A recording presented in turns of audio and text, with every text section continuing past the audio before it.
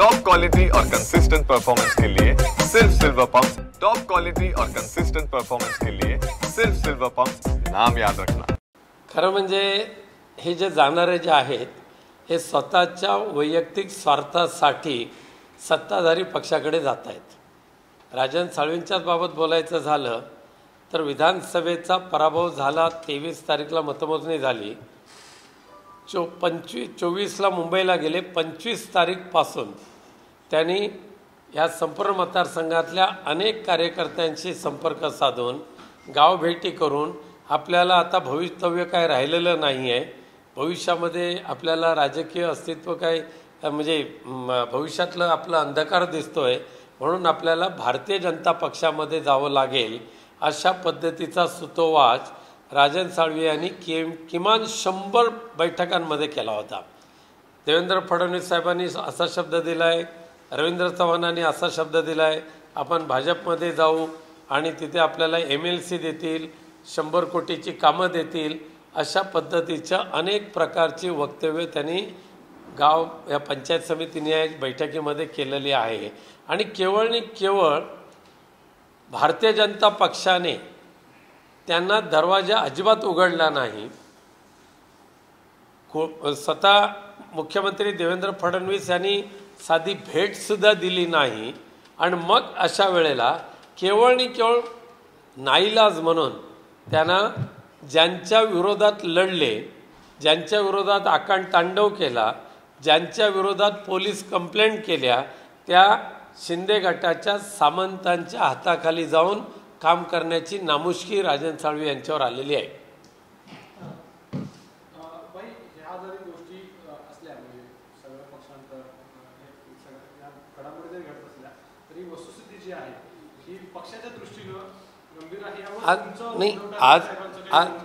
आज जरी हे विकाऊ राजकारणी, विकाऊ नेते जरी भाजपा किंवा इतर कुठल्या शिंदे गटामध्ये गेले तरी सर्वसामान्य कार्यकर्ता त्याहीपेक्षा मजबूतीने बाहेर येईल।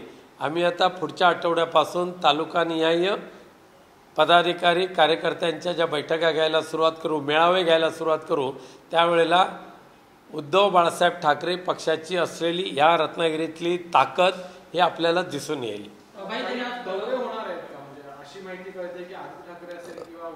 नाही, सध्या दौरे त्यांचे नाहीत, तसं उद्धवसाहेब नेहमीच रत्नागिरीला ये जा करत असतात, भविष्यामध्ये सुद्धा येतील।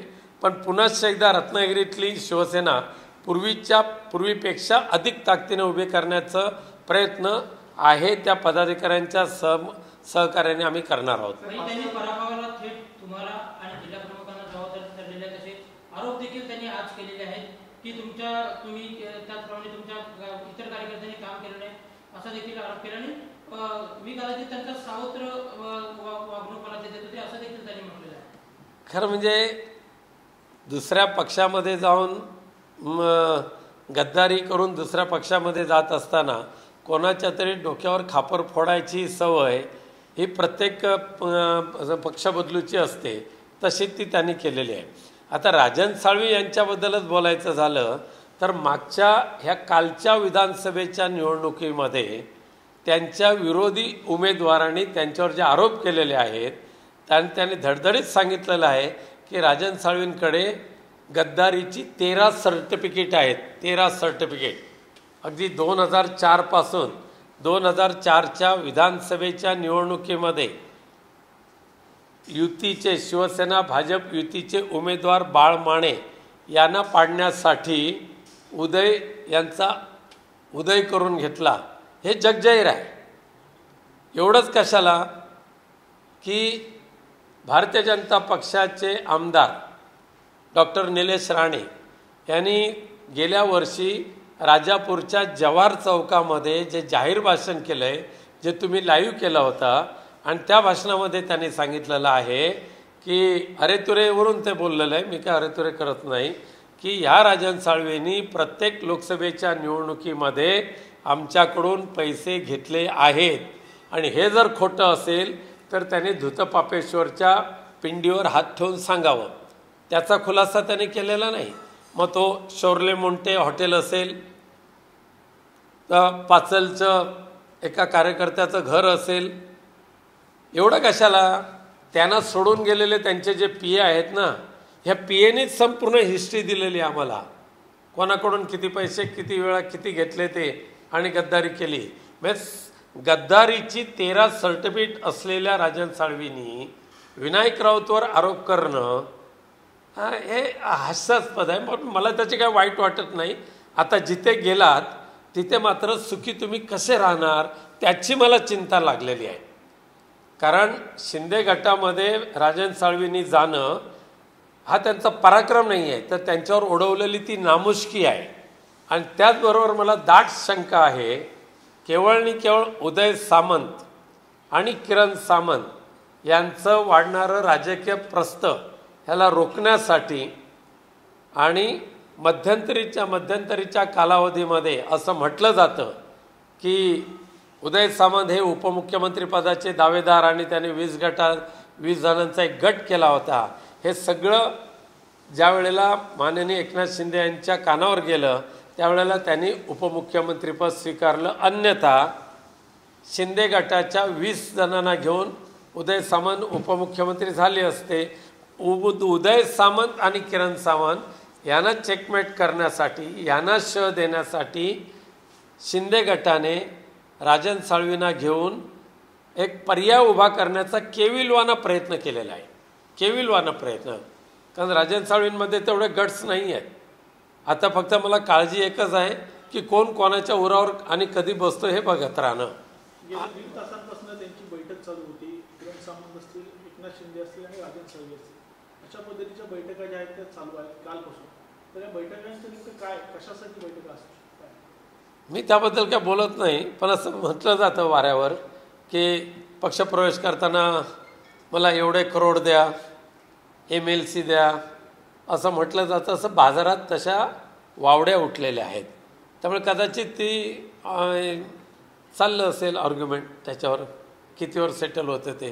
वारंवार म्हणायचे मी एकनिष्ठ शिवसैनिक आहे आणि आता त्यांची निष्ठा कुठे गेली, काय सांगाल त्याच्या निष्ठेवर? नाही, त्यांच्या जोपर्यंत ते शिवसेना पक्षामध्ये होते तोपर्यंत आम्ही त्यांच्यावर, जरी ही 13 सर्टिफिकेट गद्दारीची होती, जरी डॉक्टर निलेश राणेने त्यांच्यावर पैसे घेतल्याचा आरोप केला होता, तरीसुद्धा आम्ही त्यांना कदापि त्यांना दूर केलं नव्हतं. उलट शिवसेना पक्षप्रमुख उद्धवजी ठाकरे साहेबांनी त्यांच्याशी बोलवून त्यांच्याशी चर्चा केली. आता 15 दिवसापूर्वी पुनश्च एकदा मातोश्रीवर येण्याचं त्यांना आमंत्रण केलं होतं, परंतु ते आले नाही. आता निष्ठा, श्रद्धा ही सध्याच्या राजकारणाच्या बाजारामध्ये दुय्यम ठरलेली आहे. परंतु मला अभिमानाने मी सांगेन की आजसुद्धा हिंदू हृदय सम्राट बाळासाहेब ठाकरे आणि पक्षप्रमुख उद्धवजी ठाकरे यांचे एकनिष्ठ श्रद्धावान असलेले लाखो विनायक राऊत आजही महाराष्ट्रामध्ये आहेत.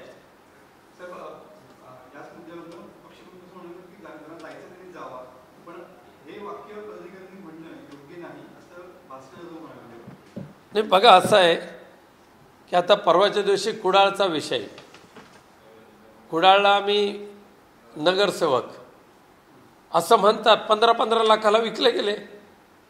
जोपर्यंत हा घोडे बाजार राजकारणाचा सुरू आहे ना, तोपर्यंत पैशासाठी हपापलेले जे लोकप्रतिनिधी आहेत हे घोडे बाजारात स्वतःला विकायला त्यांनी ठेवलेलं आहे. मग या घोडे बाजारात विकल्या जाणाऱ्यांना किती दिवस सांभाळायचं? आता राजन साळवींना सुद्धा पुनश्च एकदा त्यांच्याशी चर्चा करून, बाबा तुम्हाला कोण हवाय तो माणूस सुचवा, मी देतो, असं पक्षप्रमुखांनी सांगितलं त्यांना. त्यानंतर 15 दिवसापूर्वी पुन्हाच एकदा त्यांना आमंत्रित केलं, नाही आले. मग भारतीय जनता पक्षामध्ये जाणारे राजन साळवी भाजपाने का घेतलं नाही किंवा भाजपामध्ये का गेले नाही आणि शिंदे गटामध्येच जाण्याची नामुष्की त्यांच्यावर का आली, ह्याचा एकदा जर खुलासा भैरी देवाच्या साक्षीने जर केला तर मी त्यांना मानेन, धन्य मानेन. गेल्या अनेक दिवसांमध्ये पाहायला गेलं तर ठाकरेंचे एक शिलेदार सोडून जातात. कोकणात देखील अनेक पदाधिकारी शिंदे गटात गेले किंवा भाजपमध्ये काही जण गेले. आता येत्या 15 तारखेला 2 माजी आमदार जात आहेत, सुभाष घोणे आणि गणपत कदम. काय कुठेतरी आणखी दखल घेणं आवश्यक आहे? नाही, गणपत कदमनी लोकसभेच्या वेळेलाच नारायण राणे यांची बाजू घेऊन ते कामाला लागले होते. ठीक आहे, आता उतार वयामध्ये त्यांना स्थिरस्थावर कुठे व्हायचं असेल तर ते जाऊ शकतील, समजावून सांगण्याचा प्रयत्न केलेला आहे. पण योग्य वेळेला येईल त्यावेळेला अजून पंचनामा करण्यासाठी आमच्याकडे सुद्धा मटेरियल खूप आहे. सुभाष बने पण जात आहे, तिकडून रोहन बने जात आहे. रोहन बनेना जाताना काय नेमकं नैतिकता त्यांनी ठेवली याचा आधी विचार करावा. ज्या भगवंताचं नाव घेऊन तुम्ही चालताय, ज्या श्रीकृष्णाचे शिष्य तुम्ही भक्त तुम्ही समजताय, अनेक सिनियर लोकांना डावलून तुम्हाला जिल्हा परिषदेचं अध्यक्ष केलं, ते देवाने नाही केलं तर उद्धवजी ठाकरे साहेबांनी केलं आहे. आणि त्यांचे उपकार जर असे तुम्ही फेडत असाल तर श्रीकृष्ण तुमचा उद्धार करो.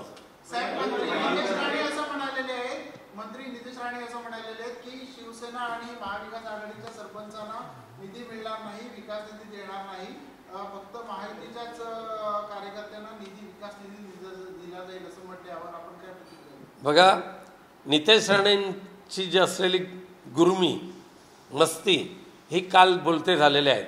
ही विकास निधी हा कुठल्या मंत्र्याच्या बापजाद्याच्या मालकीचा नाही आहे. विकास निधी हा जनतेचा आहे आणि तो प्रत्येकाला मिळाला पाहिजे. आणि जर अशा घमेंडीमध्ये नितेश राणे जात असतील तर आम्हाला सुद्धा आमच्यामध्ये तेवढी धमक आहे की तुमची घमेंड उतरवायची. जसं मगाशी झालं की जाणाऱ्याने जावं, त्याबाबत काही भूमिका कोकणात त्यांनी मांडली की आपण यावर विचार करणं गरजेचं आहे, संवाद साधणं गरजेचं आहे. उद्धव ठाकरे तुम्ही सचिव आहात, तुम्ही प्रमुख नेत्यांपैकी तुमचं नेमकं याच्यावरती ओपिनियन काय? नाही, आमचा संवाद नेहमी सर्वांशी चालू असतो. एक नव्हे, दोन नव्हे, तीन नव्हे, अनेक वेळेला आम्ही संवाद साधून बाबा तुम्ही जिथे आहात तिथे राहा. आत्ताचे जे कठीण दिवस आहेत ते कायम राहतील असं नाही आहे.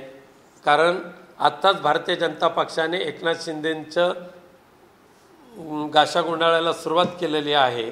त्यामुळे भविष्यामध्ये आपला राजकीय भविष्यकाळ उज्ज्वल आहे.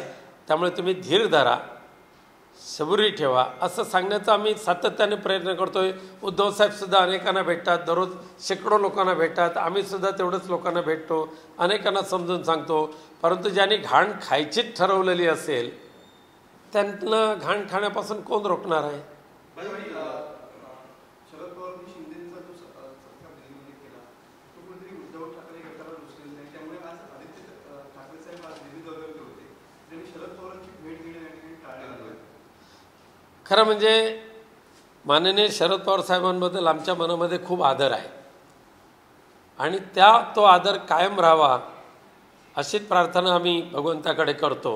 परंतु त्या उलट ज्यांनी शिवसेना फोडली, संपवण्याचा एक सुपारी घेतली, त्या त्या व्यक्तीचा जाऊन सत्कार करत असताना त्याचं जे कौतुक जे केलेलं आहे की यांनी महाराष्ट्र घडवला वगैरे वगैरे, याचा अर्थ असा आहे की त्यांनी शिवसेनेशी केलेली जवळीक जवळची होती की त्यांच्या मनामध्ये जी मनातलं जे होतं ते बाहेर पडलं.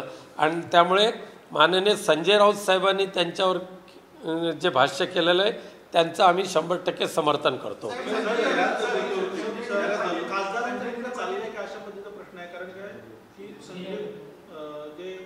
जाधव आहेत त्यांच्या स्नेहभोजनाला उबीटीचे 3 खासदार जे आहेत ते गेले होते. त्याचबरोबर एकनाथ शिंदेचा जो सत्कार झाला होता तिथे संजय दिना पाटील गेले होते. नेमकं दिल्लीमध्ये अधिवेशनच्या वेळेला सर्व पक्ष भोजनावळी चालू असतात आणि सर्व पक्ष लोक एकमेकाकडे जातात. त्यामुळे त्यामध्ये काही वावगं नाही आहे. आणि संजय दिना पाटील हे सुद्धा शिवसेना उद्धव बाळासाहेब ठाकरे पक्षाचेच खासदार आहेत आणि त्यामध्ये त्यांच्या निष्ठेबद्दल आम्हाला मुळीच शंका नाही.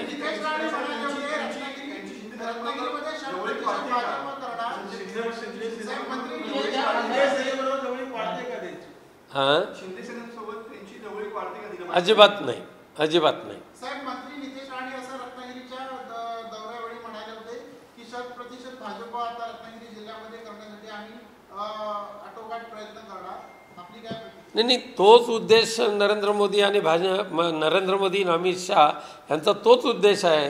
ह्या देशातली लोकशाही संपवायची, लोकशाहीने दिलेलं स्वातंत्र्य हिरावून घ्यायचं आणि परमपूज्य बाबासाहेब आंबेडकरांच्या माध्यमातून निर्माण झालेलं संविधान संपवून त्या ठिकाणी मनुस्मृतीचा पुनर्जीवन करायचं ह्या उद्देशाने ह्या देशातली लोकशाही संपवण्याची सुपारी भाजपाने घेतली. त्याचा सुतोवाच नितेश राणे यांनी केलेला आहे.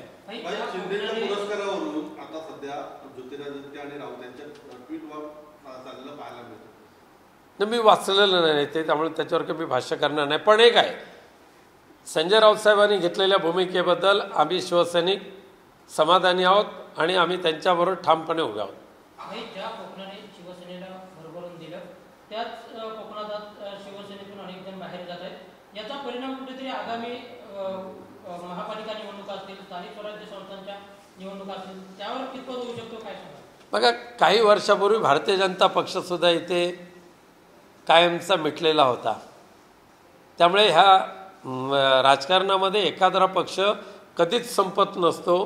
तेवढ्याच ताकदीने भले जरी चढ उतार जरी आले तरीसुद्धा तेवढ्याच ताकदीने गरुड झेप घेऊन पक्ष वाढवण्याचा प्रयत्न आम्ही सर्वजण करणारच आहोत. आणि पुनश्च एकदा रत्नागिरी सिंधुदुर्ग हा बाळासाहेब आणि उद्धवसाहेबांचा गड आहे हे दाखवून देणार म्हणजे देणार. साहेब, आपल्या पक्षातले काही पदाधिकारी सत्ताधारी पक्षातल्या काही कार्यक्रमामध्ये दिसून येतात. आपण त्यांना काही सूचना किंवा काही देणार? असं काय सार्वजनिक कार्यक्रमामध्ये जाणं किंवा लग्न कार्यामध्ये जाणं, सत्यनारायणच्या पूजेला जाणं आणि तिथे एकत्रित भेटणं यामध्ये काय गैर आहे असं मला वाटत नाही.